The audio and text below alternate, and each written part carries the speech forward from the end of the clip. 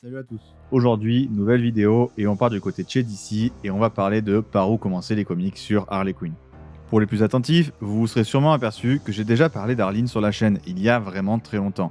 Et justement, cette vidéo étant ancienne et faisant partie de mes premières vidéos, j'ai décidé de la refaire en faisant une meilleure analyse du comics avec l'expérience que j'ai prise depuis cette époque. Ça sera pas la seule vidéo que je vais refaire sur la chaîne. J'espère que la vidéo vous plaira, mais du coup, voilà. Aujourd'hui, on parle de Arline, le chef-d'œuvre de Stjepan Sejic sur la psychiatre la plus connue des comics. Un de mes comics préférés, toutes maisons d'édition confondues. C'est parti.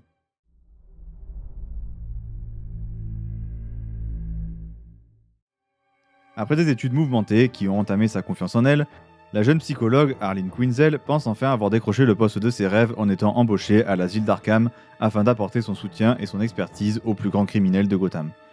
Mais il est un être au sein de cet asile qui va à la fois faire chavirer son esprit et son cœur, le Joker. Petit à petit, Arline va se laisser séduire puis sombrer dans un abîme de folie, y laissant à tout jamais son innocence et ses illusions perdues.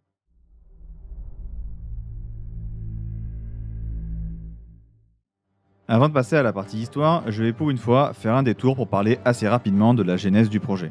Le projet de Arline commence par un visionnage. En effet, l'histoire commence quand Stjepan Sejic, l'auteur et dessinateur de Arline, a visionné pour la première fois le film d'animation Batman Assaut en Arkham. Le très bon film d'animation sur la Suicide Squad où Harley brille par sa présence. L'idée lui est venue d'écrire Arline en voyant le film. Voilà, la première graine était plantée, il ne restait plus qu'à réussir à vendre entre guillemets le projet à DC.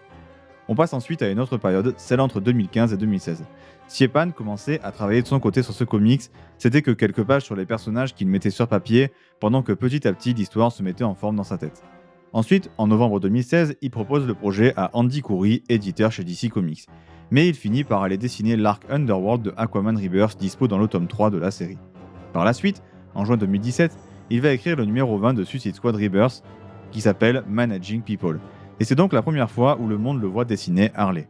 Évidemment, tout le monde est conquis et il va donc en profiter et sauter sur l'occasion pour faire en sorte que le projet se fasse, et il va se faire, puisque 2 mois plus tard, en août, il commence à développer le projet avec Andy Coury pendant plusieurs mois. Il reçoit le feu vert final en février 2018 avec son format qui sera en gros un 3 chapitres pour le Black Label. Le comics finit par sortir en novembre 2019 et s'achèvera en février 2020. Bonus non négligeable, l'édition d'Urban nous propose une palanquée de dessins qui n'ont pas fini dans les comics, mais qui sont super cool.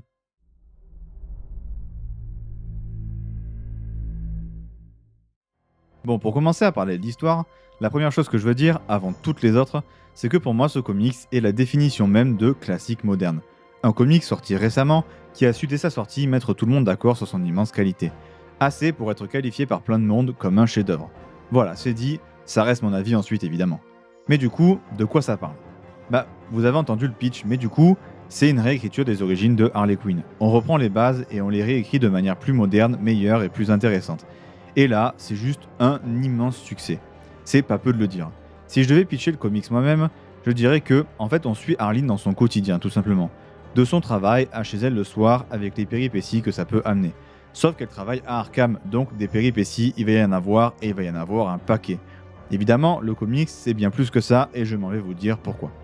Déjà, je trouve que ce comics cristallise très bien le concept de histoire simple mais personnages très complexes. L'histoire n'est pas forcément ultra simple, elle a ses complexités, mais ça repose plus sur le fait que c'est merveilleusement écrit que par sa complexité. Contrairement aux personnages qui, eux, sont super complexes et extrêmement bien écrits, donnant un mélange qui fonctionne parfaitement bien. Donc, dans le comics, on suit Arline, qui va discuter avec tous ses patients. Un à un, et on va donc apprendre à les connaître en même temps que Arline apprend à les connaître. En plus de ça, la narration est faite par une Harley Quinn dans le futur. En gros, elle nous raconte son histoire passée et comment elle a pu devenir comme ça. On passe donc parfois dans le présent où elle est déjà Harley, ce qui varie niveau histoire et c'est plutôt cool, même si globalement 95% du comics se passe dans le passé. Ah oui, je l'ai pas dit, mais c'est un récit complet. Il n'a ni préquel ni suite. C'est un tome unique, donc parfait pour débuter les comics. Au final, ce comics va nous conter comment Arline a pu commencer à avoir une sorte de fascination malsaine pour le Joker, ce qui a fini par la pousser dans ses bras pour devenir Harley Quinn. On se demande souvent comment ça a pu arriver à ce point-là, et ce comics va y répondre de la meilleure des manières, grâce notamment à une construction absolument parfaite de ce récit, et en plus, ce comics est une véritable plongée du coup dans la psyché de Arline. On est tout le temps dans sa tête, à savoir ce qu'elle pense, rendant donc d'autant plus intéressante cette descente aux enfers, car on est en plein dedans et bordel c'est trop bien en plus d'être parfaitement réaliste. En plus de cette véritable plongée psychologique dans le couple Joker-Harley, on a toute une intrigue politique autour de Harvey Dent et de la mafia avec comme sujet principal l'enfermement des criminels à Arkham, qui du coup se ferait dans de vraies prisons, qui va donc le voir s'opposer à Harley car persuadé de pouvoir les soigner. Ce qui risque d'être difficile, et même au-delà d'être persuadé de pouvoir les soigner, un des axes les plus cool du comics, c'est que Arline a une théorie sur les malades mentaux. Elle est vraiment sûre d'elle, et cette théorie est si prometteuse qu'elle va avoir un soutien financier de la part des entreprises Wayne. C'est ce qui va en fait tout enclencher.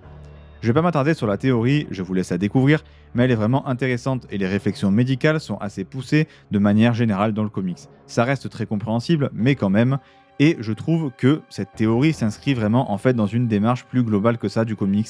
Je m'explique. Un des points que j'apprécie le plus dans le comics, c'est que le comics arrive souvent à aller plus loin que ce à quoi on s'attend. À chaque fois, il y a un rebondissement, un changement de situation, un truc qui vient bouleverser complètement la donne, et la théorie d'Arline, c'est vraiment ça, et c'est super bien écrit, c'est assez dingue. Je veux dire, dans l'histoire, Arline n'a pas réellement besoin d'une théorie pour soigner les malades, elle pourrait juste vouloir le faire, narrativement ça suffirait. Et bien justement non, ça suffit pas, car c'est justement ce qui fait la différence entre certaines œuvres, les détails. Et c'est ça à chaque fois. L'auteur va toujours plus loin dans les petits détails, et c'est un pur plaisir, et ce, quel que soit le sujet de son comics. Ça va toujours un cran plus loin que ce à quoi on a l'habitude d'avoir. D'ailleurs, justement, cette théorie va encore plus loin. Car en fait, le travail d'Arline est vraiment crucial pour la ville de Gotham. Car si sa théorie s'avère exacte, elle pourrait changer la face de la ville du tout au tout et soigner tous les criminels et méchants de Batman. C'est un objectif tellement grand, je trouve, qui est là en fond de comics, et bordel, encore une fois, quel plaisir, c'est hyper cool. Ensuite, le rythme est vraiment lent. Il y a beaucoup de dialogues, mais tout est au service du récit et de ses personnages, ce qui rend le tout super intéressant de manière générale. Je dirais aussi que le comics est plutôt une bonne porte d'entrée dans l'univers de Batman de manière générale, dû à son grand nombre de méchants présents, ce qui peut guider les débutants vers de futures lectures s'ils accrochent avec un personnage ou avec un autre. C'est pas la qualité principale du comics, mais c'est quand même à souligner.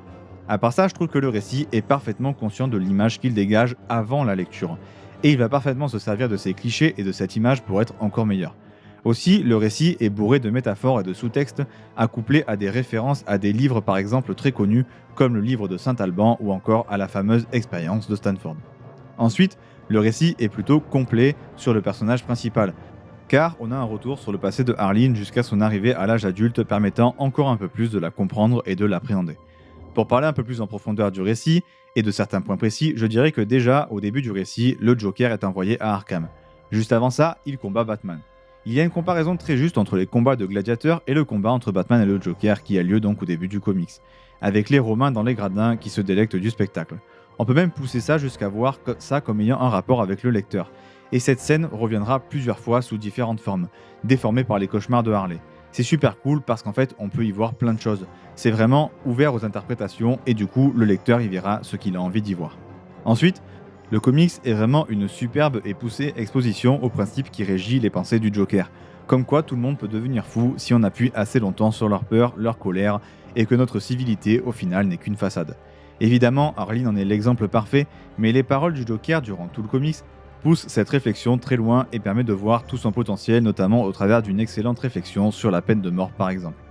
Également, l'histoire met parfaitement en exergue le fait que, quand on mène une vie qu'on n'aime pas, la moindre lueur d'espoir de changement, aussi horrible soit-elle, peut être saisie et nous changer à jamais. Aussi, il y a des choses parfois, quand on les lit, on y voit vraiment une précision d'orfèvre. C'est juste hallucinant à quel point tout tombe parfaitement au bon endroit au bon moment. L'écriture de l'histoire est assez fascinante parce qu'en fait, on dirait que chaque rouage est parfaitement timé pour enclencher un autre et ainsi de suite jusqu'à la fin, c'est vraiment fou. À part ça, le comics a une réflexion assez poussée sur la récidive des criminels et sur l'éternel optimisme dans la façon de les traiter. C'est hyper intéressant, puis bon, franchement, le fait que la question de fond s'accorde parfaitement avec le destin de Arline est une masterclass d'écriture aussi. Pour revenir un peu à ça, au travers de la narration dans la tête de Arline, on s'aperçoit que c'est quelqu'un de sensé et de très intelligent, et qui a de super réflexions sur le monde qui l'entoure, et puis c'est super intéressant de voir le point de vue de Arline sur le Joker, parce qu'au début du récit d'ailleurs, on voit qu'elle est très très loin de tomber sous son charme, et ça on le voit parce que les descriptions qu'on a de Arline de ses émotions dans la narration sont d'une justesse impressionnante et d'un réalisme qui peut parfois faire froid dans le dos. Parce que la façon dont le personnage est petit à petit habitué à accepter de plus en plus de choses qui peuvent sembler anodines au début, mais qui la poussent à devenir Harley Quinn, c'est incroyable. La justesse des propos est vraiment cette espèce d'enclenchement d'un rouage qui jamais ne va s'arrêter et qui petit à petit va toujours plus loin, c'est incroyable. Aussi, je dirais qu'il y a un humour très léger, subtil et bien dosé, que l'importance cruciale de Batman dans la création de Harley Quinn n'est pas à négliger et que le récit va le prouver. Pour terminer cette partie histoire, la fin, comme tout le reste du comics d'ailleurs, est absolument parfaite. Tout y est millimétré. La conclusion est en tout point parfaite, autant intrinsèquement que quand on regarde tout ce qu'elle achève, ce qu'avait commencé du coup le récit, c'est une masterclass. Et en fait, si vous aimez Harley, vous allez passer un moment incroyable. Et si vous n'aimez pas le personnage, s'il y a un seul récit qui peut vous réconcilier avec le perso, c'est lui.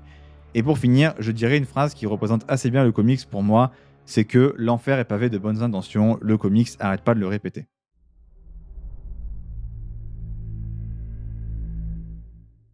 Bon, pour cette partie personnage, déjà je dirais que c'est certainement la meilleure chose de l'histoire. Encore mieux que l'histoire masterclass et les dessins insane. Autant vous dire que c'est vraiment incroyable. Déjà, tous les personnages sont bien écrits de manière générale.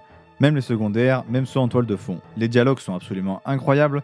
Chaque protagoniste ou antagoniste doit être rapidement cerné, même s'ils n'ont qu'une seule phrase, on doit les comprendre le plus possible grâce à cette phrase. Et puis, Stjepan Sejic réussit à faire quelque chose de crucial à la réussite ou à l'échec de l'histoire, c'est l'alchimie entre le Joker et Arlene. Et oui, l'alchimie entre Joker et Arlene saute aux yeux, malgré que c'est sûrement la relation la plus toxique du monde, et ça, c'est parfaitement cerner la relation selon moi, et il y arrive à la perfection.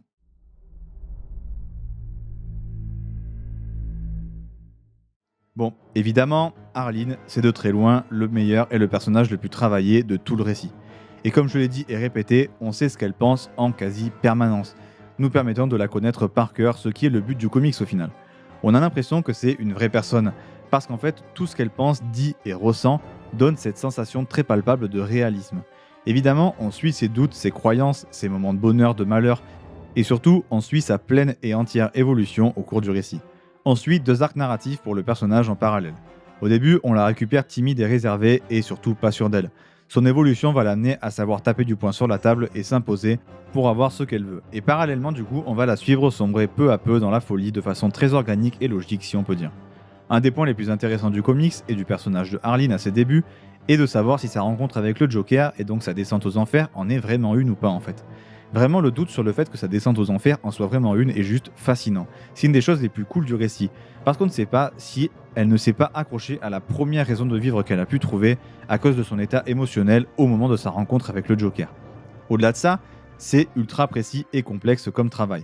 Sa relation avec le Joker étant l'axe principal du récit, c'est forcément une masterclass d'écriture où on voit constamment Arlene se demander ce qui se passe, ce qu'elle fait et pourquoi il lui arrive ce qui lui arrive. Et c'est encore un des points de bascule du perso.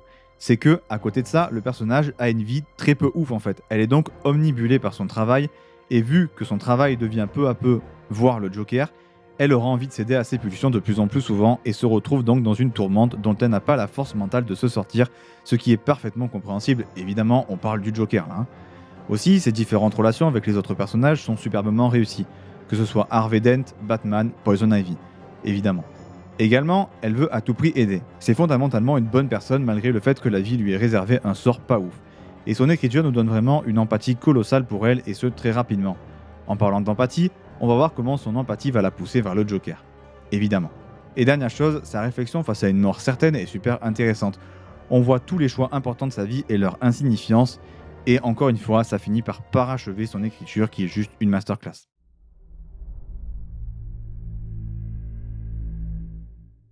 Bon, déjà le Joker, le personnage a un design particulier et une façon d'agir assez inhabituelle pour le personnage.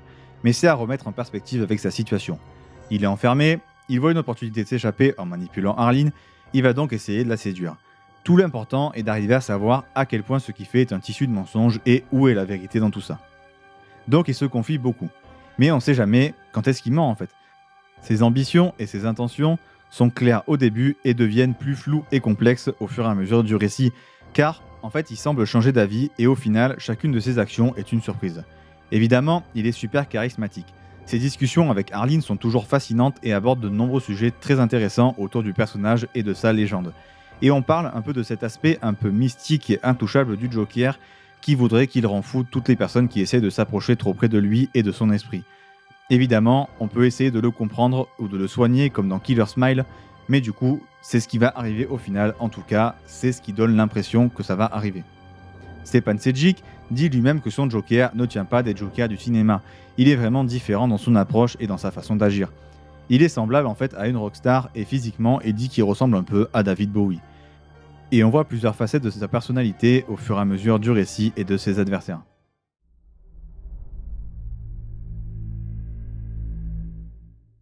Bon, Ivy est pas des masses présentes, mais quand elle est très cool et ça à chacune de ses apparitions. Elle a vraiment son importance dans l'histoire. Déjà, on apprend assez facilement à comprendre à quel point elle souffre de la situation de la planète, à quel point ça l'affecte, et chacune de ses interactions avec Harley, aussi brèves soient-elles, sont toujours intéressantes et amènent parfaitement la suite pour les deux qu'on connaît.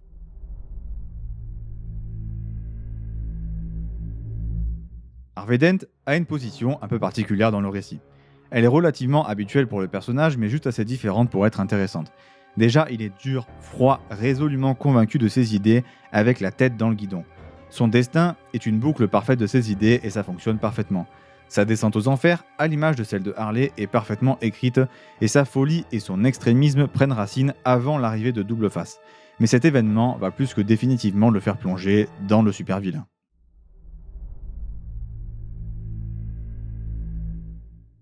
Alors au dessin, Stjepan Sejic sort aussi une masterclass de fou. C'est magnifique sur tous les points de vue, mais genre vraiment. On a le droit à des personnages ultra expressifs, aucun besoin de mots pour les comprendre, et en tout cas, on comprend parfaitement ce qu'ils ressentent. Les scènes d'action, bien que rares, sont très réussies, et que ce soit sur le point de vue adopté, la posture des personnages ou le mouvement. Le découpage des cases est insane, super inventif et hyper beau. Il permet de rendre toutes les scènes, même celles banales, incroyables visuellement. Et surtout, tout ce qui se passe dans l'imaginaire, l'esprit de Harleen est toujours une masterclass visuelle. C'est ultra inventif, les décors sont splendides, la mise en scène est géniale et les références à la pop culture, notamment à Alice au Pays des Merveilles, sont vraiment la cerise sur le gâteau. On a aussi un jeu des ombres et des lumières incroyable, permettant à la fois de cacher ou au contraire de révéler certaines choses. Aussi, chose intéressante, l'asile d'Arkham est vraiment plus lumineux de l'extérieur que d'habitude, soulignant le fait que c'est surtout la vision d'Harley de cet asile, dans lequel elle veut à tout prix travailler, l'idéalisant certainement alors que c'est clairement un des endroits les plus horribles de la planète de l'univers d'ici. Et ça s'accorde que les dessins s'assombrissent au fur et à mesure que le récit avance et l'asile d'Arkham retrouve, en gros, sa couleur d'origine si on peut dire. Au-delà de ça, certaines pages sont parmi les plus belles pages que j'ai pu voir de ma vie en comics. Et puis, comme dans l'histoire, tout est dans le détail. Le choix des angles de vue pour narrer l'histoire, c'est vraiment du génie.